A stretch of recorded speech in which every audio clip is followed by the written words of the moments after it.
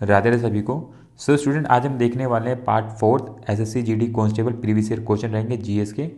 और इस पार्ट में हम 10 जनवरी 11 जनवरी के शिफ्ट 4 और शिफ्ट 1 के पेपर देखने वाले हैं। अगर आपने इससे पहले वाले पार्ट नहीं देखे तो आप मेरे चैनल की प्लेलिस्ट में जाके वहाँ से वो पेपर दे सकते हैं, और मैं आपको आई बटन और डिस्क्रिप्शन वीडियो लिंक डाल दूंगा, आप वहाँ से क्लिक करके भी दे सकते हैं। ठीक है, तो 2023 में पेपर कंडक्ट हुआ था। ये सारे क्वेश्चन उसी के रहेंगे और जीएस के क्वेश्चन है, ताकि आपको एक आइडिया मिल सके किस टाइप के क्वेश्चन रहते हैं एग्जाम के अंदर। ठीक है, ये सेक्शन बहुत इंपॉर्टेंट रहता है। अब 20 क्वेश्चन आने हैं आपके एग्जाम में, और कम से कम नहीं तो आपको 10 से 15 के बीच में इसमें नंबर लाने हैं, ताकि आप इस बारी का जीडी कांस्टेबल निकालें। तो उसके लिए आपको थोड़ा प्रीवियस ईयर क्वेश्चन लगाने पड़ेंगे और आपको एक आइडिया मिल जाएगा कैसे क्वेश्चन एग्जाम में रहते हैं। ठीक है, तो क्वेश्चन देखेंगे। अगर आप चैनल पर नए चैनल को सब्सक्राइब कर लेना, बेल आइकन क्लिक कर लेना, ताकि आपके पास सारे नोटिफिकेशन टाइम तक पहुँचते रहें। तो चलते हैं क्वेश्चन की तरफ फ्रेंड्स। सो पहला क्वेश्चन है, ये साइंस से क्वेश्चन आया हुआ है, यहाँ पे देख सकते हो। डैश के लिए रासायनिक सूत्र H2SO4 है, तो किसके लिए वो, तो आप देख सकते हो किसके लिए यूज़ किया जाता है। आयल ऑफ विट्रियोल के लिए H2SO4 यूज़ किया जाता है।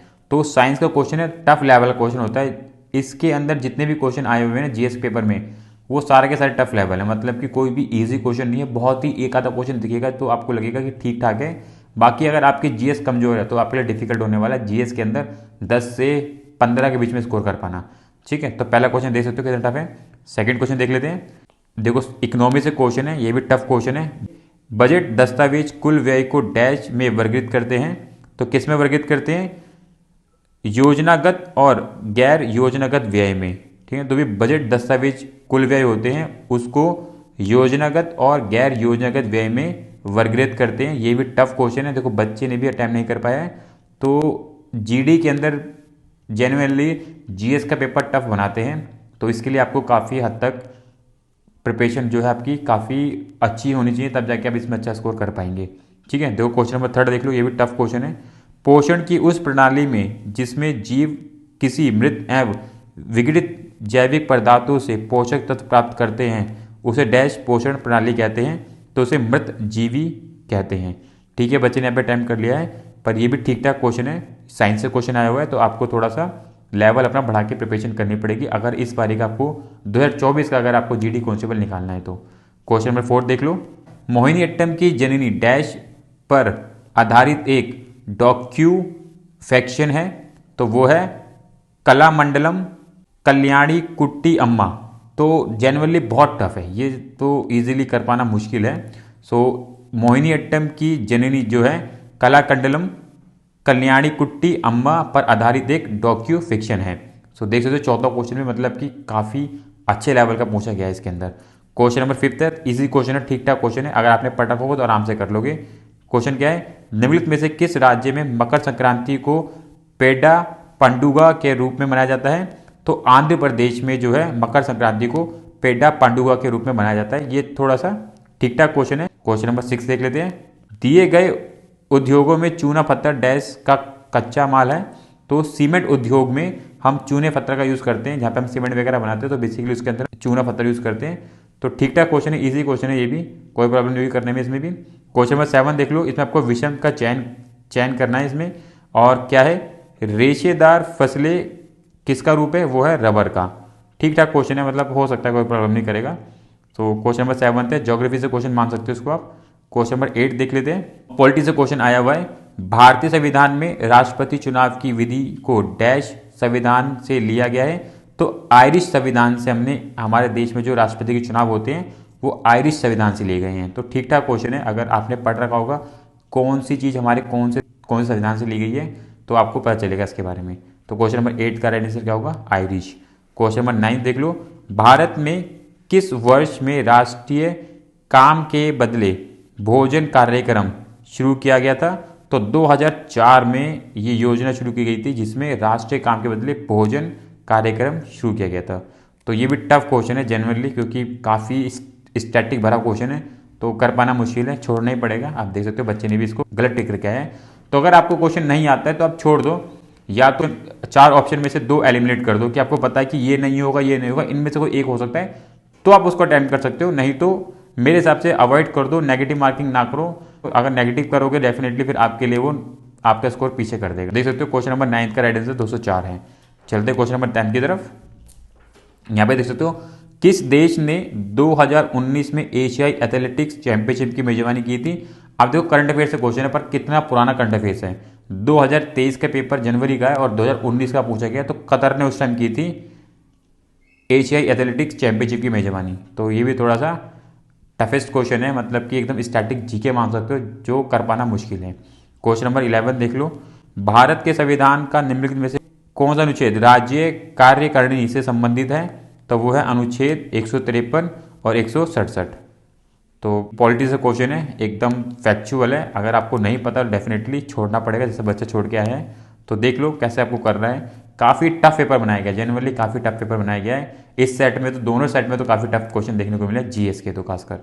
क्वेश्चन नंबर 12 देख लो। मोहिनीअट्टम निम्नलिखित में से किस राज्य से संबंधित एक एकल शास्त्रीय नृत्य है? तो वो केरल से है। क्वेश्चन नंबर 13 देख लो। भारत सरकार के किस केंद्रीय मंत्री ने मार्च में टेक कन्वेंशन 2023 का उद्घाटन किया? तो वो थे अश्विनी वैष्णव। ये तो करंट अफेयर से क्वेश्चन है आपका, तो इजीली हो सकता है, कोई प्रॉब्लम नहीं होगा अगर आपने करंट अफेयर्स कवर कर होंगे। ये मार्च के करंट अफेयर्स पूछा गया 2022 में, और पेपर किसका है? जनवरी का है ये 2023 का। तो ठीक ठाक करंट अफेयर्स देख सकते हो, 8-9 महीने पुराना करंट अफेयर्स देख सकते हो। तो इतने पुराने करंट अफेयर्स आपके एग्जाम में आने की संभावना तो रहती है। तो ये क्वेश्चन भी ठीक ठाक है। चलते क्वेश्चन नंबर 14 की तरफ। किस भारतीय मूल के सिख को बाढ़, झुग्गियों में लगी आग, सूखे और कोविड-19 से प्रभावित समुदाय का समर्थन करने के लिए New South Wales Australia of the year award 2023 दिया गया था? तो देख सकते हो काफ़ी ठीक ठाक क्वेश्चन है। तो वो थे अमर सिंह। किसी को नहीं पता होगा ऑब्वियसली, इतना तो करंट अफेयर्स कोई नहीं कवर कर सकता है। तो अच्छा क्वेश्चन है ये भी, छोड़ने वाला क्वेश्चन बनता है ये भी। क्वेश्चन नंबर 15 देख सकते हो, हिस्ट्री से क्वेश्चन है और मॉडर्न हिस्ट्री से क्वेश्चन है ये। निम्नलिखित में से कौन सी खेड़ा के किसान आंदोलन की मुख्य मांग थी? एकदम मतलब कि थ्योरेटिकल क्वेश्चन है। अगर आप फैक्चुअल पढ़ते हो तो क्वेश्चन आपको थ्योरेटिकल दिख गया। क्या थी मांग उस टाइम उनकी? राजस्व संग्रह में ढील दी जाए। तो जनरली मतलब कि मुश्किल क्वेश्चन है ये भी। क्वेश्चन नंबर 16 देख लेते हैं। बहुत ही टफ क्वेश्चन है, इस क्वेश्चन को कर पाना थोड़ा सा मुश्किल रहेगा। क्रिकेट विश्व कप 1983 के फाइनल मैच में निम्नलिखित में से किस खिलाड़ी ने सर्वाधिक रन बनाए थे? कृष्ण मचारी श्रीकांत। और बच्चे ने टिक करा है, अब चाहे उसने पढ़ रखा होगा चाहे तुक्का मारा होगा, पर ठीक करके आया। तो टफ क्वेश्चन है, मतलब कि 1983 के वर्ल्ड कप में किसने सर्वाधिक रन बनाए थे? सोच सकते हो, मतलब कि ये नहीं पूछा फाइनल में कौन था, सीधा पूछा गया सर्वाधिक रन किसने बनाए थे। तो ये जनरली टफ है। तो किस तरह की पूछे जा रहे हैं आपके जीडी कांस्टेबल के अंदर। क्वेश्चन नंबर 17 देख सकते हो। रेशम बनाने की तकनीक का आविष्कार सबसे पहले डैश वर्ष पहले चीन में हुआ था? तो 7000 वर्ष पहले चीन में हुआ था रेशम बनाने की तकनीक का। तो ये भी क्वेश्चन काफ़ी ठीक ठाक है। क्वेश्चन नंबर 18 देख लेते हैं। भारत के सर्वोच्च न्यायालय ने डैश में एक निर्णय पारित किया जिसमें उसने 3 तलाक की प्रथा को असंवैधानिक घोषित किया और ऐसा करना निरस्त किया। तो 2017 में 3 तलाक पर बैन लगाया गया था। तो ये देख सकते हो क्वेश्चन, ये भी आपका फैक्चुअल एक तरीके से करंट अफेयर्स भी मान सकते हो, फैक्चुअल भी है। Question number 19। स्वतंत्रता के समय भारत की लगभग डैश प्रतिशत जनसंख्या कृषि पर निर्भर थी? तो जब हमारा देश आज़ाद हुआ था तब उस टाइम तकरीबन 75% जो जनसंख्या थी वो कृषि पर उस निर्भर थी। तो क्वेश्चन ये भी काफ़ी अच्छा है। क्वेश्चन नंबर 20 देख लेते हैं, और काफ़ी टफ क्वेश्चन है, ज्योग्राफी से आया हुआ क्वेश्चन है। भारत में अक्टूबर-नवंबर के दौरान सूर्य के दक्षिण की ओर आभासी गति के कारण डैश उत्तरी मैदानों के ऊपर शीतल हो जाता है? तो मानसून गस्त के बाद जब सूर्य दक्षिण होता है तब हमारे मैदानों पे क्या होता है, आप देखते हो सर्दी चालू रहती है। तो मानसून गर्ज के बाद होता है। तो जनरली टफ क्वेश्चन है, अगर थोड़ा सा आपको नहीं अंदाजा होगा तो गलत करने के चांस हो सकते हैं। तो ये चौथा सेट था 10 जनवरी का। अब 11 जनवरी का सेट देख लो, फर्स्ट है ये, इसके बाद में और सेट लगाता रहूँगा। तो अब यहाँ पे देख सकते हो 11 जनवरी का पहला सेट लगा दिया है। और देखो क्वेश्चन कैसा आया हुआ है। 2003 में सबसे कम आयु में पद्म विभूषण प्राप्त करने वाले भारतीय नर्तकी का नाम निम्नलिखित में से क्या था? सोनल मानसिंह था जो सबसे कम उम्र में पद्म विभूषण प्राप्त करने वाले थे। तो काफ़ी इंपॉर्टेंट नाम है, और देख सकते हो बच्चा भी छोड़ के आया है। टफ, जनरल टफ ये क्वेश्चन है। ठीक है, इतना फैक्चुअल किसी को याद नहीं रह सकता है। क्वेश्चन नंबर 2 है, बहुत ईजी क्वेश्चन है।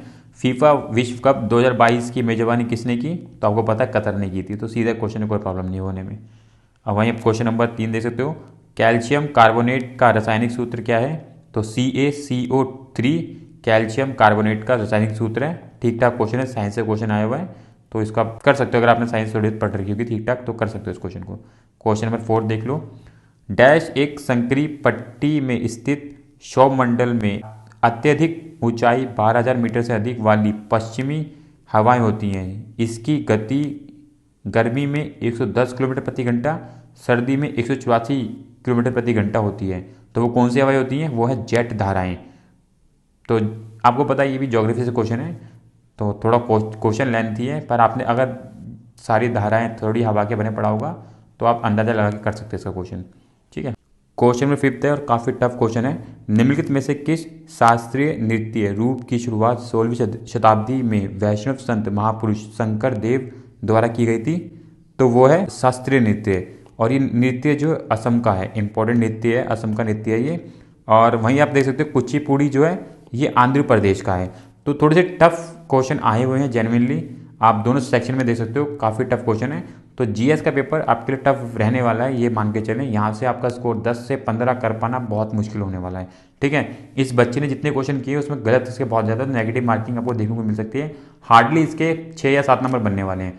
तो अगर आप 10 नंबर से ऊपर लेके आ रहे हैं ना जीएस के अंदर, जीडी पेपर के अंदर, तो डेफिनेटली आप क्वालिफाई करने के बहुत करीब हो सकते हैं। क्वेश्चन नंबर 6 देख सकते हो। विरासत का अधिकार किस ओर ले जाता है? तो वह भूमि का विभाजन। एक जनरल क्वेश्चन है, आप इसको अगर थोड़ा थिंकिंग करेंगे तो आप इजीली कर सकते हैं। 7 देख सकते हो। 2011 की जनगणना के अनुसार किस केंद्रीय शासित प्रदेश का लिंगानुपात सबसे अधिक है? तो पौंडुचेरी, जहाँ पे महिलाओं की संख्या ज़्यादा है। तो ये भी क्वेश्चन ठीक ठाक है, ये आपका जनगणना से क्वेश्चन आया हुआ है। क्वेश्चन नंबर 8 देख लेते हैं। गांधी इवनिंग समझौता किस वर्ष हस्ताक्षर किए गए थे? तो हिस्ट्री से क्वेश्चन है, मॉडर्न हिस्ट्री से 1931 में किया गया था। ठीक है, तो हिस्ट्री से भी क्वेश्चन देखने को मिले हैं आपको। तो मिक्स क्वेश्चन आ रहे हैं, मतलब हर जगह से आ रहे हैं, ऐसा कुछ नहीं है। अगर आपकी प्रिपरेशन सही होगी तो आप 10 से 15 नंबर ला सकते हैं। क्वेश्चन नंबर 9 देख सकते हो। नवंबर 2022 तक की स्थिति के अनुसार भारत में केंद्रीय शिक्षा मंत्री कौन थे? तो उस टाइम की बात करें तो धर्मेंद्र प्रधान भारत में केंद्रीय शिक्षा मंत्री। क्वेश्चन नंबर 10 देख लेते हैं। देश के राष्ट्रपति को उनके पद से हटाने को डैश के रूप में जाना जाता है। पॉलिटी से क्वेश्चन है, इजी क्वेश्चन है, महाअभियोग बोला जाता है उसको। ठीक है, क्वेश्चन नंबर 11। स्वतंत्रता के बाद भारत में डैश में अपनी पहली पंचवर्षीय योजना शुरू की थी? तो 1951 में पहली पंचवर्षीय योजना हुई थी भारत की। तो क्वेश्चन नंबर 11 का भी इजी क्वेश्चन, मतलब दोनों क्वेश्चन 10 और 11 इजी हैं, आराम से हो सकते हैं। क्वेश्चन नंबर 12 देख सकते हो। निम्नलिखित यूनानी शासकों में से किसने मेगास्थनीज को चंद्रगुप्त मौर्य के दरबार में भेजा था? तो उस टाइम सेल्यूकस निकेटस था जिसने मेगास्थनीज को चंद्रगुप्त मौर्य के दरबार में भेजा था। ठीक है, तो क्वेश्चन नंबर 12 ठीक ठाक है, हो सकता है कोई प्रॉब्लम नहीं करेगा आपको। तो क्वेश्चन नंबर 13 है, इकोनॉमी से क्वेश्चन है, टफ थोड़ा सा है क्वेश्चन। क्वेश्चन क्या बोल रहा है? एक बजट दस्तावेज को किसी विशेष वित्तीय वर्ष के लिए सरकार की राजस्व प्राप्तियों राजस्व व्यय से संबंधित होता है, उसे हम क्या बोलते हैं? राजस्व बजट बोलते हैं। ठीक है ना, जहाँ पे सरकार की राजस्व प्राप्तियाँ होती हैं और राजस्व व्यय आते हैं उसको हम राजस्व बजट बोलते हैं। थोड़ा टफ क्वेश्चन है ये भी। क्वेश्चन नंबर 14 देख लेते हैं। अक्टूबर 2022 में मेघालय के राज्यपाल के रूप में किसने शपथ ली थी? तो DB मिश्रा ने शपथ ली थी। ठीक ठाक क्वेश्चन है, अगर जो भी नए राज्यपाल नियुक्त होते हैं अगर आप पढ़ लेंगे तो एक टिक कर सकते हैं इसको भी। Question number 15। मोहन बगान एथलेटिक क्लब किस शहर में स्थित है? तो वह है कोलकाता में। फैक्चुअल क्वेश्चन है, कर पाना मुश्किल है, अगर कभी पढ़ा होगा तो बाई चांस वाली बात है, नहीं तो मुश्किल है इसको टिक कर पाना। क्वेश्चन नंबर 16 देख लेते हैं। किस विटामिन को थायमीन के नाम से भी जाना जाता है? तो विटामिन BA को हम थायमीन के नाम से भी जानते हैं। तो साइंस से क्वेश्चन है। क्वेश्चन नंबर 17 देख सकते हो। भारतीय संविधान में अंतिम अनुच्छेद को संख्या डैश दी गई है? तो सबसे लास्ट वाला जो उसको हम बोलते हैं 395। तो टोटल 395 अनुच्छेद हमारे पास फाइनल अनुच्छेद हैं मई 2022 तक की जानकारी के अनुसार। तो 395 इसका राइट आंसर था। क्वेश्चन नंबर 18 देख लेते हैं। चीनी उद्योग के लिए प्राथमिक कच्चा माल क्या है? वो गन्ना होता है। ठीक ठाक है, इजी क्वेश्चन है, कोई प्रॉब्लम नहीं करेगा, बहुत इजी क्वेश्चन मतलब कि। Question number 19। भारत सरकार ने राष्ट्रीय मधुमक्खी पालन एवं शहद मिशन नाम की एक नई केंद्रीय क्षेत्रीय योजना को मंजूरी दी जो डैश क्रांति से जुड़ी है, तो मिष्टान क्रांति से जुड़ी है। टफ क्वेश्चन है जनरली, मतलब जज कर पाना मुश्किल है ऐसे क्वेश्चनों को, ठीक है। सो क्वेश्चन नंबर 20 देख लेते हैं।